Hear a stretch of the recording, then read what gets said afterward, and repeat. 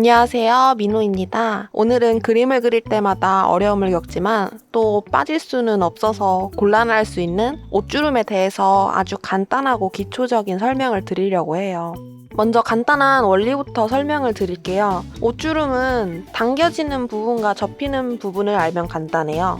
여기에 한번 면티를 입혀볼게요. 가장 크게는 포즈 자체가 이쪽 어깨가 올라가 있으니까 큰 주름은 올라간 어깨를 향해서 모이게 됩니다. 그런데 여자거나 가슴 근육이 큰 남자처럼 배보다 가슴이 더 나와 있다면 허리를 숙인 자세가 아닌 이상 가슴 쪽에서 당겨지게 되겠죠? 이렇게. 그리고 반대로 꺾인 허리 쪽에서 옷의 주름도 마찬가지로 꺾이게 돼요. 여기서 주의할 점은 당겨지는 선과 접히는 선이 따로 놀지 않게 적당히 이어줘야 합니다.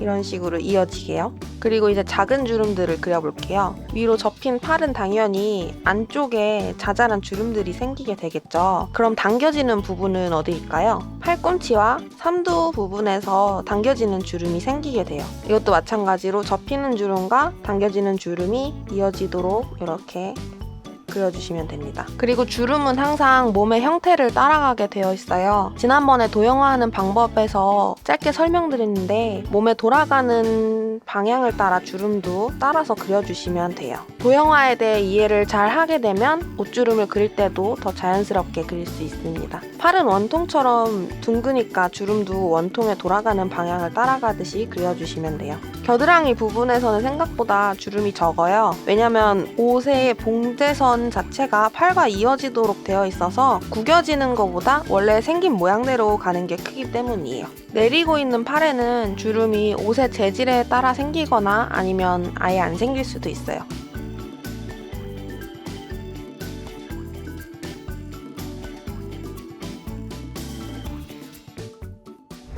그리고 두 번째로 옷주름은 옷의 재질이 무엇이냐에 따라 또 달라져요. 쉽게 생각해서 얇은 옷은 얇은 주름이, 두꺼운 옷은 두꺼운 주름이, 부드러운 소재의 옷은 곡선의 주름이, 빳빳한 소재의 옷은 각진 주름이 생기게 됩니다. 이해하기 쉽도록 같은 포즈의 다른 옷들을 입혀볼게요. 첫 번째로 딱 붙고 얇은 소재의 옷을 그려볼 건데 딱 붙는 옷은 포즈를 따라가는 큰 주름보단 자잘한 주름이 더 많아요. 부분 당겨짐과 접힘이 생기는 곳에 주름들을 그려주세요.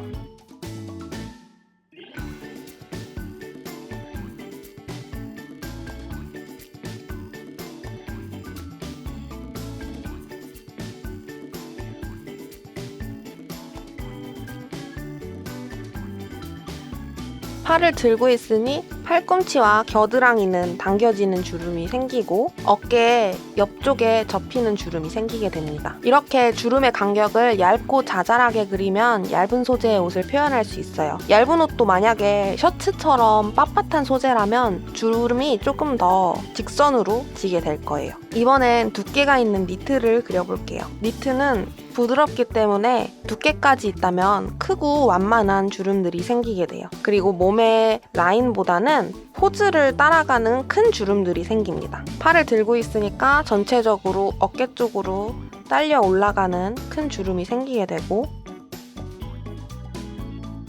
팔에 접히는 부분에서도 둥글고 크게 주름들을 그려주세요.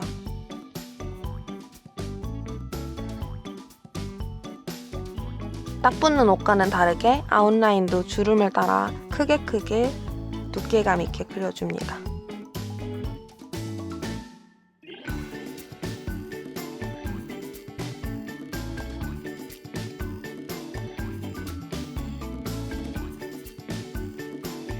전체적인 주름의 방향이 보이죠? 이번엔 점퍼처럼 조금 빳빳하고 두께가 어느 정도 있는 옷을 그려볼게요. 이런 소재의 옷은 대부분 아우터이기 때문에 앞부분은 지퍼를 연 트이게 그려줄게요. 니트처럼 두껍기 때문에 마찬가지로 포즈를 따라 어깨 쪽으로 딸려 올라가는 큰 주름이 생기게 되는데 접히는 주름들이 조금 더 각지게 되고 주름을 따라 아웃라인도 어느 정도 딱딱하게 직선으로 그려주셔야 돼요.